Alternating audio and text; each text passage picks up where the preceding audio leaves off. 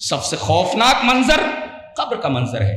تو اے اس وادی پرہول کے مسافروں، اس وادی میں داخل ہونے سے پہلے پوری تیاری کر لو. بہت خوفناک وادی ہے یہ، بہت خوفناک وادی ہے. یہاں سے اگر بچ نکلے تو پھر اگلے مراحل آپ کے لیے آسان ہے. یہاں پھنس گئے بے موت مارے جاؤ. اعوذ باللہ من الشیطان الرجیم، بسم اللہ الرحمن الرحیم.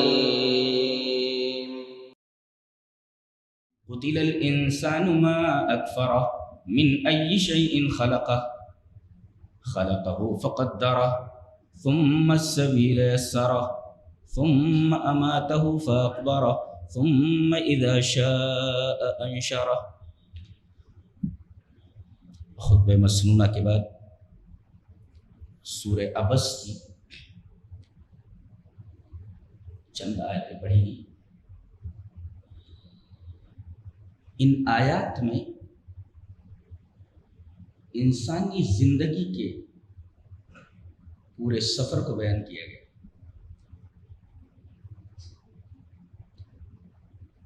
فرمایا گیا قتل الانسان ما اکفرہ. انسان کا یہ رویہ یہ بتاتا ہے کہ وہ اس لائق ہے کہ اسے موت کی سزا دی جائے، قتل کر دیا. قتل الانسان، انسان قتل کر دیا جائے. ما اکفرہ، کتنا ناشکر ہے وہ، یا کیسے انکار کر سکتا ہے، کیسے انکار کر سکتا ہے کہ مرنے کے بعد کوئی زندگی نہیں. سوال کرتا ہے، انکار کرتا ہے. تیری اوقات کیا ہے؟ من ای شیء خلقہ، اس کو کس چیز سے پیدا کیا گیا؟ بولے من نطفہ، ایک ذلیل پانی سے. یہ تیری اوقات ہے، ایک ذلیل پانی سے پیدا ہونے والے تیرا رویہ کیا کسی صورت درست ہے؟ اللہ فرماتا ہے خلقہ فقدرہ، انسان کو اس نے پیدا کیا اور اس کو کمیت اور کیفیت کے اعتبار سے بالکل معتدل بنا. تقدیر کا مطلب ہوتا ہے اندازہ کرنا. ناک کیسی ہونی چاہیے اور کتنی بڑی ہونی چاہیے، دل کیسا ہونا چاہیے، کتنا بڑا ہونا چاہیے، انگلی کیسی ہونی چاہیے، کتنی بڑی ہونی چاہیے. دیٹ از کالڈ تقدیر، اندازہ کرنا. کیفیت کو بھی ملحوظ رکھا گیا، کمیت کو بھی ملحوظ رکھا گیا، کوالٹی کو بھی اور کوانٹیٹی کو. ثم السبیل یسرہ، ہم نے ماں کے پیٹ میں اس کو بنا دیا. منڈی اس کے اوپر رہتی ہے، پیر نیچے رہتا ہے، لیکن ہم اس کے پیدائش کے راستے کو آسان کر دیتے ہیں کہ پیدا ہوتے وقت اس کی منڈی نیچے ہو جاتی ہے، پیر اوپر ہو جاتے ہیں، ورنہ پھر آپریٹ کرنا پڑتا ہے. ثم السبیل یسرہ، پیدا ہوا، ثم اماتہ، کچھ دن دنیا میں رہتا ہے، پھر ہم اسے موت دے دیتے ہیں. فاقبرہ، اسے قبر میں پہنچا دیتے ہیں. یہ ہے اس کی منزل، لیکن آخری منزل نہیں ہے یہ. دوسرے لوگ کیا بولتے ہیں؟ وہ اپنے لاسٹ جرنی پر چلا گیا، آخری سفر پر چلا گیا. یہ آخری سفر نہیں ہے، بلکہ وہاں تھوڑی دیر کے لیے ہالٹ کیا جاتا ہے، جس کو کہا گیا الہاکم التکاثر حتی زرتم المقابر. ایک طریقے کی وزٹ ہے، وہاں زیارت، وزٹ. تو وہاں تم وزٹ کرتے ہو، وہ تمہاری آخری منزل نہیں ہے. کچھ لوگ اپنی عیاشیوں اور اپنی منمانیوں کی وجہ سے آگے سوچنا نہیں چاہ رہے کہ کہیں ان کی منمانیاں اور عیاشیاں خطرے میں نہ پڑ جائیں. لہذا وہ یہ کہتے ہیں وہ اپنی آخری منزل پر پہنچ گیا. وہ آخری منزل نہیں ہے، جلا دو یا قبر میں ڈال دو، وہ آخری منزل نہیں ہے. لیکن یہاں تک تو سبھی مانتے ہیں کہ وہاں تک سبھی کو جانا ہے. یہ قرآن بتاتا ہے خالی کہ آگے کیا ہے. ثم اذا شاء انشرہ، پھر ایک وقت آتا ہے کہ ہم اس کو وہاں سے اٹھائیں گے.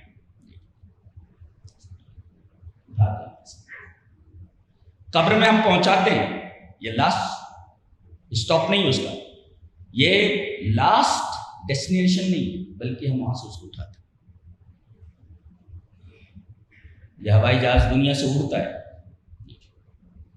اس کے کیپٹن ملک الموت اور پورا عملہ، جیسے کہتے ہیں کہ ایئر ہوسٹسز ہوتی ہیں، میں خدیجہ، میں سیما اور کیپٹن فلاں، یہ جہاز اب ٹیک آف کرنے والا ہے، ہم اتنی بلندیوں پر اڑیں گے. لیکن یہ ہوائی جہاز بہت ہی عجیب و غریب ہے. اس کا کیپٹن ملک الموت ہے، اس کا پورا عمل ہے، اس کا پورا کرو، جو فرشتے ہیں اس کے ساتھی ہیں جی. اور اس ہوائی جہاز میں، اس جہاز میں کوئی بھی لگیج ممنوع ہے، کچھ نہیں لے جا سکتے آپ جی. اور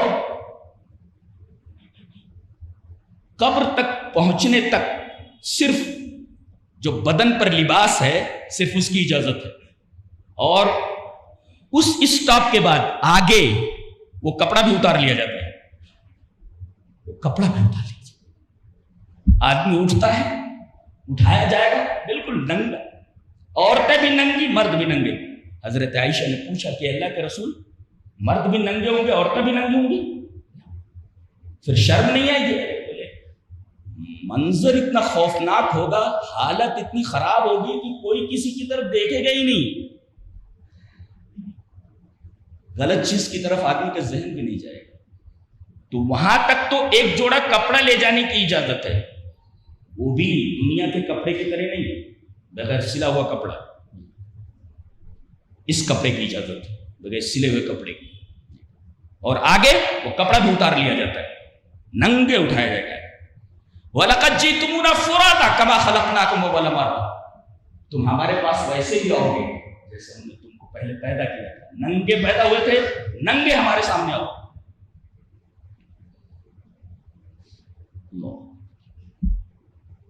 یہ انسان کی زندگی کی منزلیں ہیں، اور اس منزل سے آدمی کو اٹھایا جائے گا.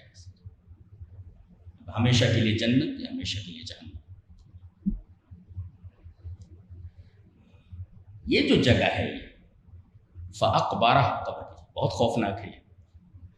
آئیے ذرا دیکھتے ہیں نبی کریم صلی اللہ علیہ وسلم نے اس جگہ کے بارے میں کیا کہا ہے. حدیث اس طرح، وعن هانئ مولا عثمان رضی اللہ تعالی عنہ قال كان عثمان بن عفان رضی اللہ تعالی عنہ اذا وقف على قبر يبكي حتى يبل لحيته فقيل له تذكر والجنة والنار ولا تبكي وتبكي من هذا؟ قال إن رسول الله صلى الله عليه وسلم قال إن القبر أول منازل الآخرة فإن نجا منه فما بعده أيسر منه وإن لم ينج منه فما بعده أشد منه. قال وقال رسول الله صلى الله عليه وسلم ما رأيت منظرا قط إلا والقبر أفظع منه. رواہ ابن ماجہ فی کتاب الزہد. حضرت امام ابن ماجہ رحمہ اللہ ابن ماجہ شریف کتاب الزہد کے اندر یہ روایت اسی طرح لائے. حضرت عثمان غنی رضی اللہ تعالیٰ عنہ کے آزاد کردہ غلام حضرت ہانی کہتے ہیں کہ حضرت عثمان غنی جب کسی قبر پر آتے تو قبر کو دیکھ کر کے کھڑے ہو جاتے اور زار و قطار ہوتے، یہاں تک کہ ان کی داڑھی آنسوں سے تر ہو جاتے. حتی یبل لحیۃ، ان سے کہا گیا کہ جب جنت کا تذکرہ ہوتا تو آپ نہیں روتے، جہنم کا تذکرہ ہوتا تو آپ نہیں روتے، لیکن قبر دیکھ کر کے آپ روتے ہیں. کیا وجہ؟ حضرت عثمان غنی نے فرمایا آج تو تھوڑا پیسہ کسی کے پاس آ جائے تو آپے میں نہیں رہتا.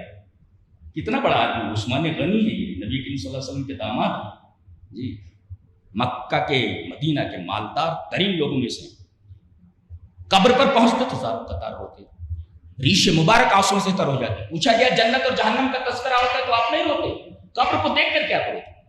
فرمایا میں نے جناب محمد رسول اللہ صلی اللہ علیہ وسلم کو یہ بیان فرماتے سنا ہے کہ قبر یہ آخرت کی منزلوں میں سے پہلی منزل ہے. یہاں جو کامیاب ہو گیا اگلے مراحل اس کے لیے آسان ہے، اور یہاں جو ناکام ہو گیا آگے کے مراحل بہت ہی سخت ہیں. فما بعد اشد منہ، بہت ہی شدید مراحل ہیں آگے. اور آگے آپ نے فرمایا ما رأيت منظرا قط الا والقبر افظع منه، میں نے قبر سے زیادہ خوفناک اور ہاریبل سین اور منظر کوئی نہیں دیکھا. سب سے خوفناک منظر قبر کا منظر ہے.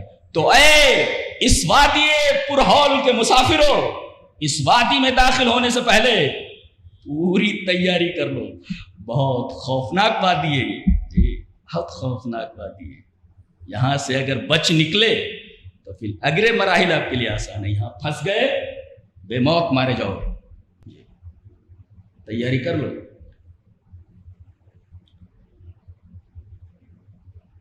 ایک حدیث اور دیکھیں، حدیث اس طرح وعن انس رضی اللہ تعالی عنہ عن النبی صلی اللہ علیہ وسلم انه قال ان العبد اذا اذي في قبره وتولى عنه اصحابه انه لا يسمع قرع نعال.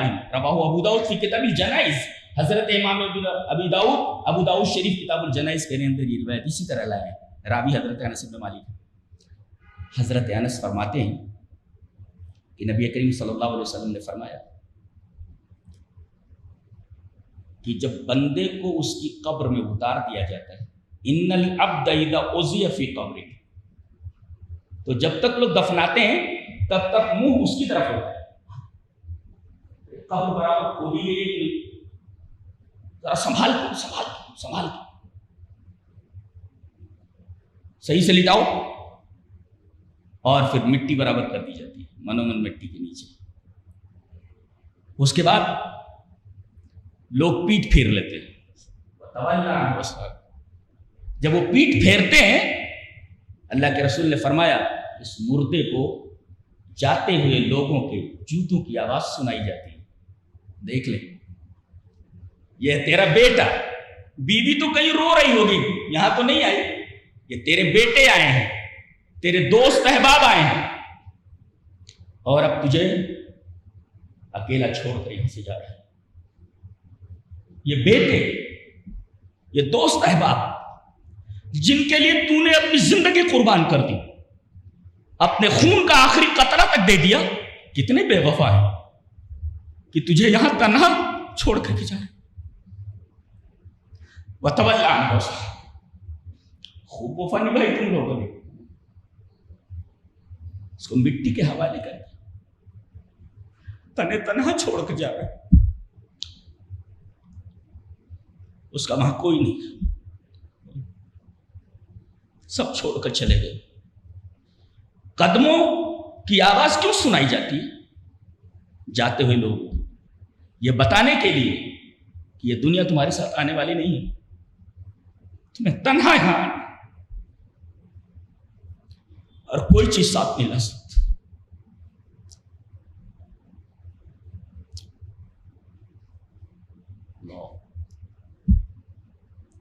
آدمی لے کر کے کیا جاتا ہے وہاں پر؟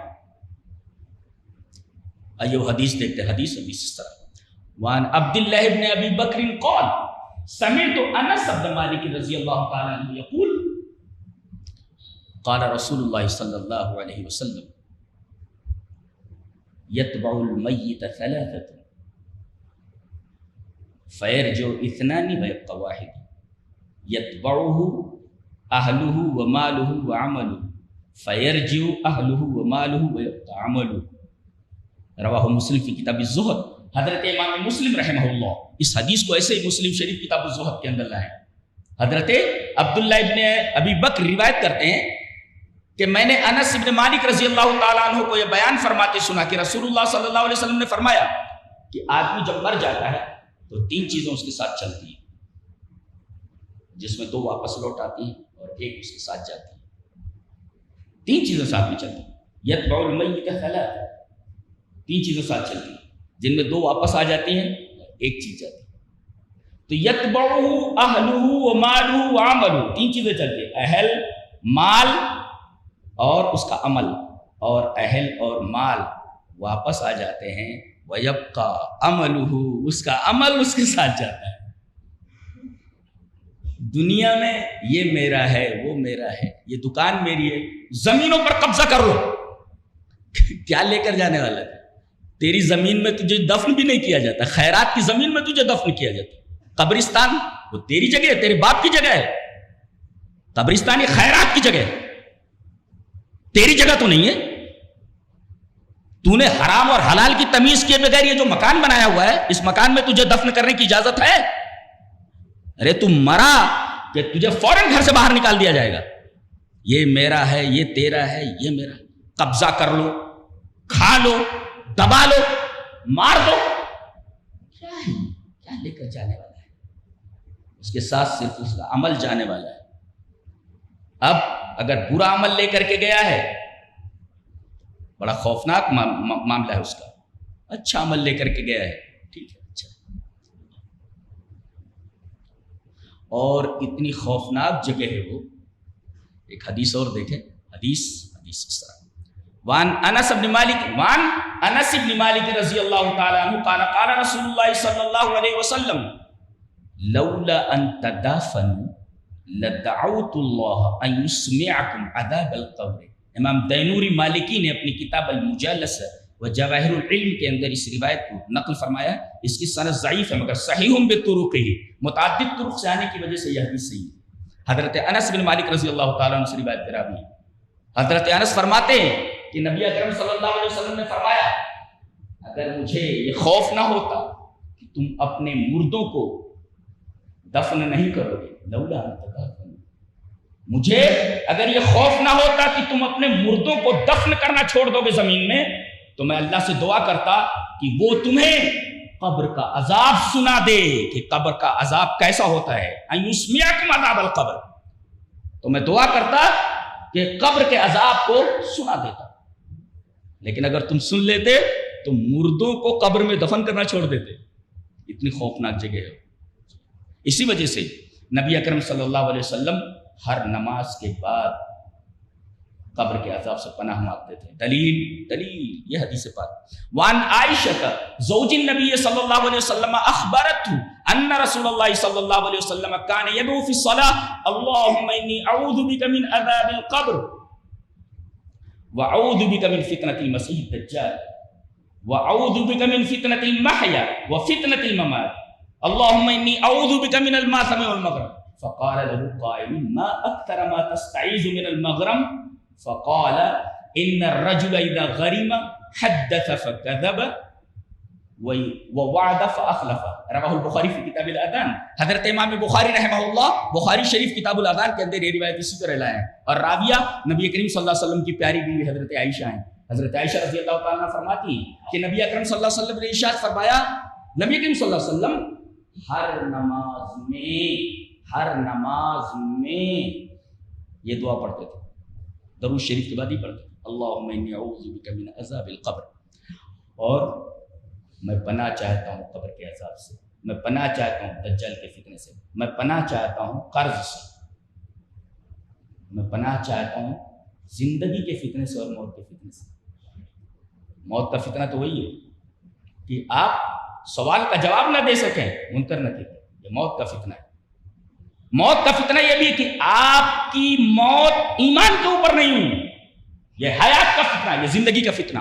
زندگی کا فتنہ کہ تمہاری موت ایمان کے اوپر نہیں ہوئی، توحید کے اوپر نہیں ہوئی، جی کفر کے اوپر ہوئی، شرک کے اوپر ہوئی، یہ زندگی کا فتنہ ہے. اور موت کا فتنہ کہ مرتے وقت ملک الموت خوفناک صورتوں میں آئے اور گھسیٹ کر کے تمہیں لے جائے، تمہاری روح کو گھسیٹ کر نکالے اور منکر نکیر کے سوالوں کا جواب نہ دے سکو. یہ ہے موت کا فتنہ. اور کہا کہ میں پناہ چاہتا ہوں قرض سے. تو کسی کہنے والے نے کہا کہ اللہ کے رسول آپ بہت زیادہ قرض سے پناہ مانگتے، کیا ہو گیا قرض سے پناہ؟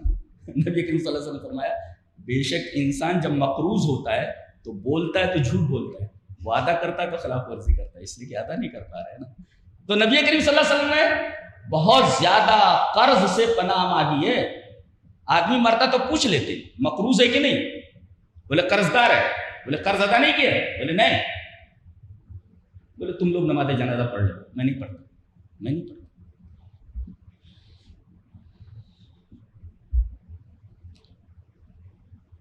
انسان کتنا بے بس ہے. سورہ واقعہ کے اندر اس کی بے بسی کو بیان کیا گیا. فرمایا گیا فلولا اذا بلغت الحلقوم وانتم حينئذ تنظرون ونحن اقرب اليه منكم ولكن لا تبصرون فلولا ان كنتم غير مدينين ترجعونها ان كنتم صادقين. لرزہ دینے کے لیے کافی ہے. قرآن تو ہم پڑھتے نہیں.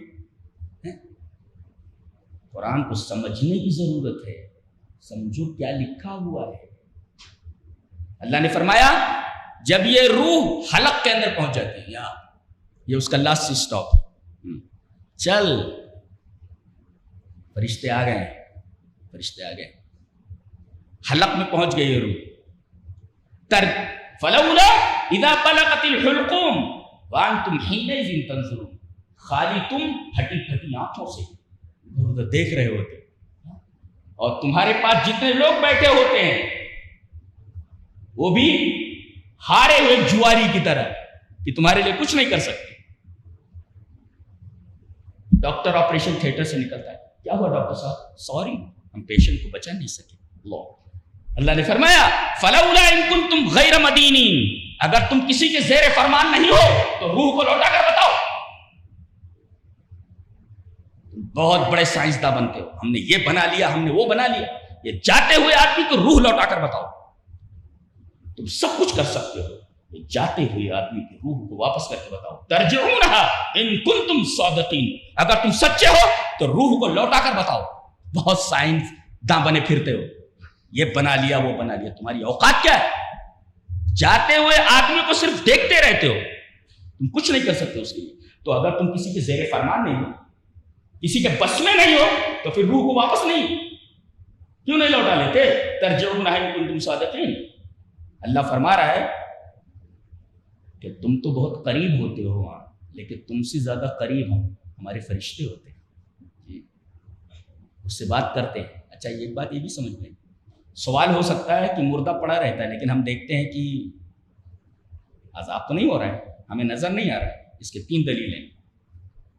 فرشتے کہتے ہیں یا ایھا النفس المطمئنہ، یا ایتھا النفس المطمئنہ ارجعی الی ربک راضیۃ مرضیہ. چل اے پاک جان، اے پاک نفس، اپنے رب کی طرف. یہ فرشتے بولتے ہیں. آپ کو سنائی دیتا ہے؟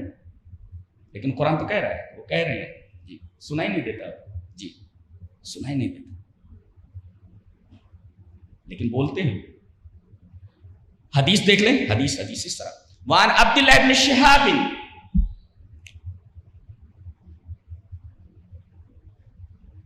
قال ابو سلمة ان عائشة رضی اللہ تعالی عنہ قالت قال رسول اللہ صلی اللہ علیہ وسلم یوما یا عائشہ هذا جبریل یقرئک السلام فقلت وعلیہ السلام ورحمۃ اللہ ترى ما لا ارى تريد رسول اللہ صلی اللہ علیہ وسلم. رواہ البخاری فی کتاب فضائل الصحابہ. حضرت امام بخاری رحمہ اللہ اس حدیث کو ایسے ہی کتاب فضائل صحابہ کے اندر لائے. حضرت عائشہ رضی اللہ تعالی عنہ نبی کریم صلی اللہ علیہ وسلم کے ساتھ بیٹھی ہوئی، آپ ہیں اور حضرت عائشہ ہیں. اچانک نبی کریم صلی اللہ علیہ وسلم نے فرمایا یا عائش، پیار سے بولتے تھے. عائشہ کہنے کے بجائے یا عائش، یعنی کتنی محبوب تھیں آپ کے نزدیک. یا عائش، اے عائشہ. یہ جبریل بیٹھے ہوئے سامنے. ہذا جبریل یقرئک السلام، تمہیں سلام کہہ رہے ہیں. فقلت، میں نے کہا وعلیہ السلام ورحمۃ، یہ نہیں کہ وعلیک السلام، اس لیے کہ نظر نہیں آ رہے نا. جو نظر نہ آئے اس کے لیے کہا جاتا وعلیہ السلام، اس کے اوپر سلام. وعلیہ السلام ورحمۃ، ان کے اوپر بھی سلامتی ہو اور اللہ کی رحمت ہو. فرشتہ بھی اللہ کی رحمت کا محتاج ہے. جی جبریل بھی اللہ کی رحمت کا محتاج ہے، جبریل بھی سلامتی کا محتاج ہے. وعلیہ السلام ورحمۃ اللہ ترى ما لا ارى، اے اللہ کے رسول جو آپ دیکھ رہے ہیں میں نہیں دیکھ رہی. تريد رسول اللہ صلی اللہ علیہ وسلم. دیکھیے وہاں پر نبی ہیں اور حضرت عائشہ ہے، لیکن جبریل وہاں ہیں، نبی کریم صلی اللہ علیہ وسلم سے بات کر رہے ہیں. لیکن نبی کریم صلی اللہ علیہ وسلم فرما رہے ہیں حضرت عائشہ سے کہ وہ تمہیں سلام بول رہے ہیں. کہہ رہے میں نہیں سن رہی. یہ حدیث بھی بتا رہی ہے کہ ایک شخص دیکھ سکتا ہے کہ کیا ہو رہا ہے اور ایک شخص نہیں دیکھ سکتا وہیں پر کہ کیا ہو رہا ہے. یہ قرآن کی دلیل ہے، حدیث کی دلیل کہ مردہ ہمیں نظر آتا ہے تو اس کے اوپر عذاب کے آثار تو ہمیں دکھائی نہیں دیتے، تو عذاب کیسے ہوتا ہے؟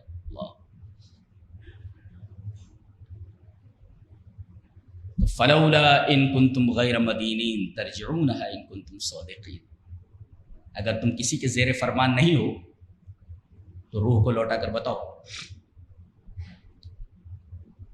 اللہ تبارک و تعالی نے قبروں کے لیے دو الفاظ استعمال فرمائے. قبور جو قبر کا پلیورل ہے، اور ایک ہے اجداس جو جدس کی جمع ہے. دونوں کا معنی ہوتا ہے قبر. مل فرق بین ہذین اللفظین؟ جدس اور قبور کے درمیان کیا فرق ہے؟ ما معنی جدس اور ما معنی قبر؟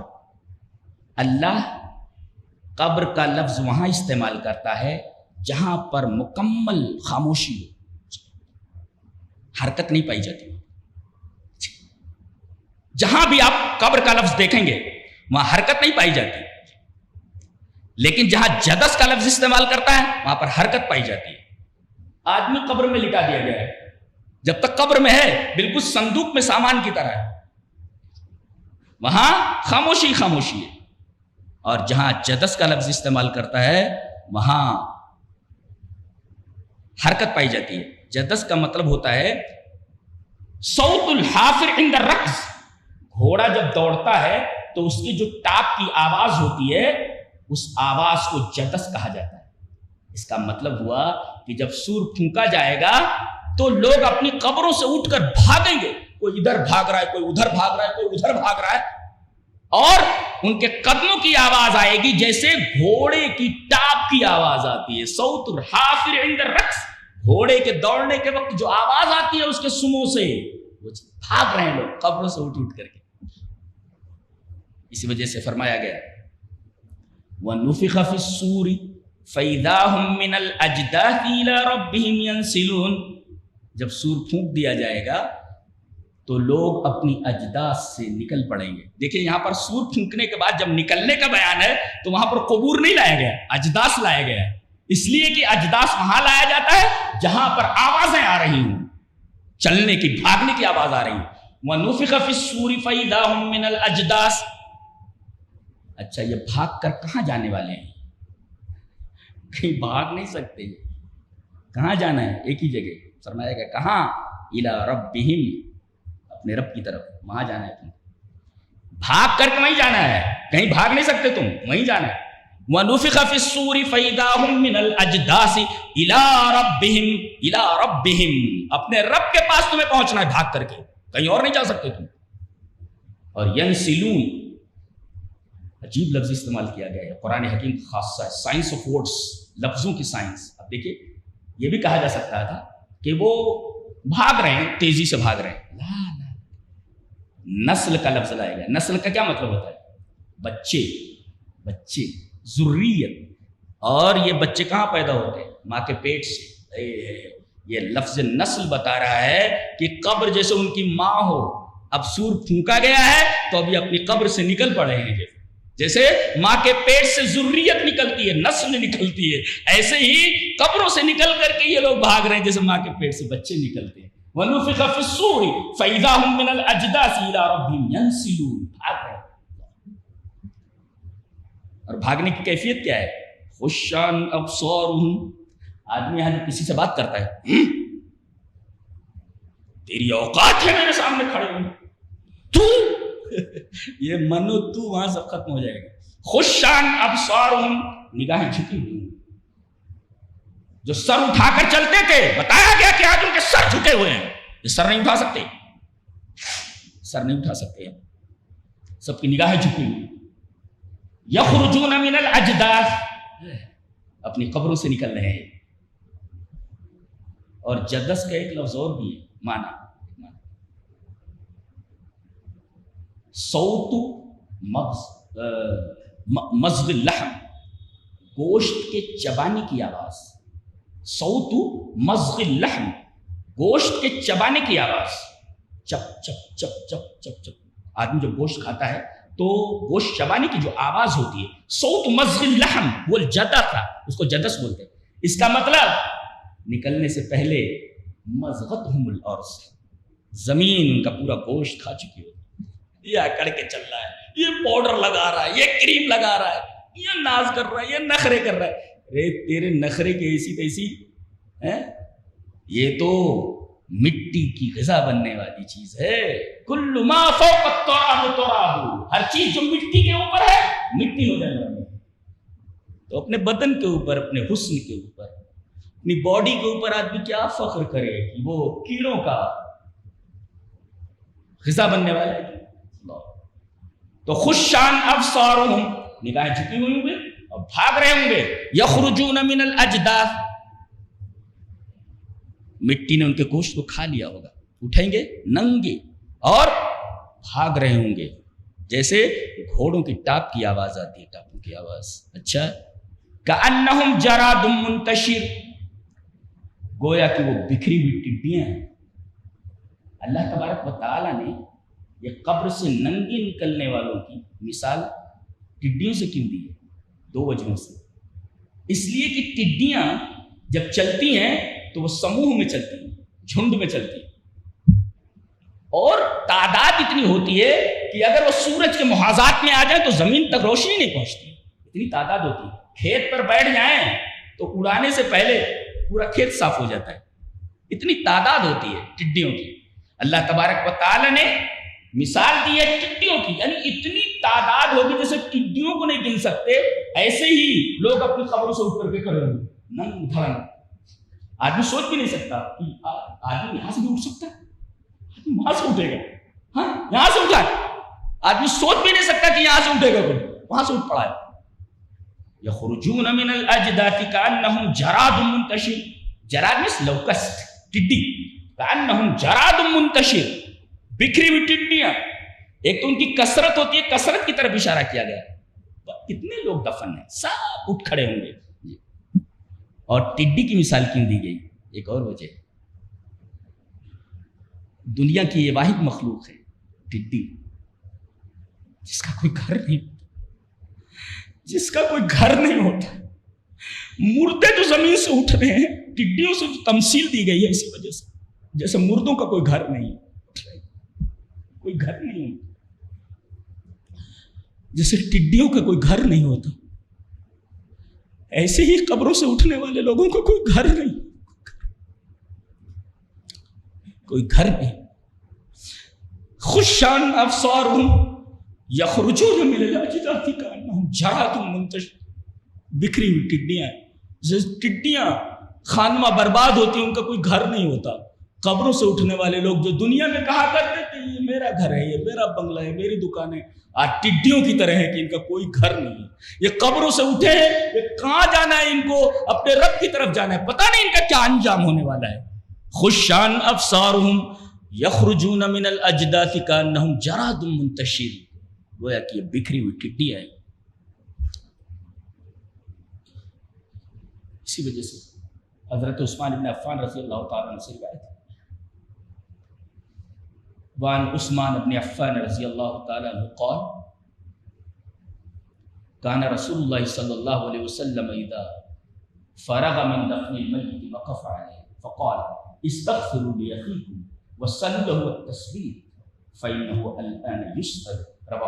رواہ ابو داؤد فی کتاب الجنائز. حضرت امام ابی داؤد رحمہ اللہ اس حدیث کو ایسے ہی کتاب الجنائز میں لایا ابو داؤد شریف. راوی حضرت عثمان غنی. یہ عثمان غنی رضی اللہ تعالیٰ عنہ سے جو قبر کی روایتیں آ رہی ہیں، یہ تاثر دینے کے لیے کہ نبی کریم صلی اللہ علیہ وسلم کا بڑا پیارا داماد ہے. یہ کے بعد دیگر دو بیٹیاں ان کے نکاح میں دی گئی، اور آپ نے فرمایا اگر میری تیسری بیٹی ہوتی تو میرے تیرے نکاح میں دے دیتے. داماد ایسے ہونے چاہیے، اس کو کہتے داماد. جی، نبی کریم صلی اللہ علیہ وسلم کتنی محبت کرتے تھے، اور اندازہ لگائیے کہ عثمان کتنی محبت کرتے تھے نبی کریم صلی اللہ علیہ وسلم سے. نبی نے فرمایا دو بیٹیاں تو دے چکا ہوں، میری تیسری بیٹی ہوتی تو مجھ کو دے دیتے. اس لیے کہ آدمی صرف مالدار ہی نہیں، پیسے والا ہی نہیں، اللہ سے ڈرنے والا ہوتا تھا. بتایا جائے کہ اللہ اگر آپ کو نوازے پیسہ، آپ کے دلوں میں اللہ کا خوف ہو جائے. ایسے کا یہ مطلب نہیں کہ آپ متکبر ہو جائے. آپ زمین میں فساد برپا کریں، بلکہ اللہ اگر آپ کو نوازے تو آپ عثمان کی طرح بنیے۔ حضرت عثمان غنی سے روایت ہے کہ کان رسول اللہ صلی اللہ علیہ وسلم اذا فرغ من دفن المیت، جب کسی میت کو دفن کر کے فارغ ہوتے تو وقف علیہ، اس قبر کے پاس کھڑے ہوتے، فقال، اب فرماتے تمام لوگوں سے جو قبر کے ارد گرد کھڑے ہیں، استغفروا لاخیکم، اپنے بھائی کے لیے اللہ سے بخشش کی دعا کرو کہ اللہ اسے معاف کر، اسے معاف کر۔ ایک تو اس کی بخشش کی دعا کرو کہ اللہ اسے معاف کر دے، وَاسْأَلُوا لَهُ التَّثْبِيتَ، اور اس کے لیے دعا کرو کہ اللہ اس کو ثابت قدم رکھے۔ کیوں؟ فَإِنَّهُ لَا يُسْأَلُ، اس لیے کہ منکر نکیر آنے والے ہیں، سوال دعا کرو کہ سوالات کے جوابات دے سکے۔ فَإِنَّهُ لَا يُسْأَلُ، تو ہم کیا دعا کریں وہاں؟ اللہم اغفر لہ وثبت، یہ دعا کریں آپ، اللہم اغفر لہ وثبت، اے اللہ اس کے گناہوں کو معاف کر، تیرا گنہگار بندہ ہے، معاف کر، وَاسْأَلُوا لَهُ التَّثْبِيتَ، اور اے اللہ اس کو ثابت قدم رکھ کہ منکر نکیر کے سوالوں کو جواب دے سکے۔ مرحلہ بہت ہی خوفناک ہے، سب جانے والے ہیں۔ شاعر کہتا ہے جب اجل نے آ کے نقارہ بجایا کوچ کا، ساتھ ان کے کچھ نہ دنیا سے گیا للہ عمل، بے بسو تنہا پڑے ناچار جا کر گور میں، چھوڑ کر موتی محل، ہیرا محل، شیشہ محل، گوشت ان کا کھا لیا کیڑوں مکوڑوں نے تمام، ہڈیاں جتنی بدن کی تھی گئی مٹی میں گل۔ اللہ تبارک و تعالی ہمیں توفیق بخشے کہ قبر میں جانے سے پہلے ہم قبر کے لیے تیاریاں کر لیں۔ وآخر دعوانا الحمد للہ رب العالمین۔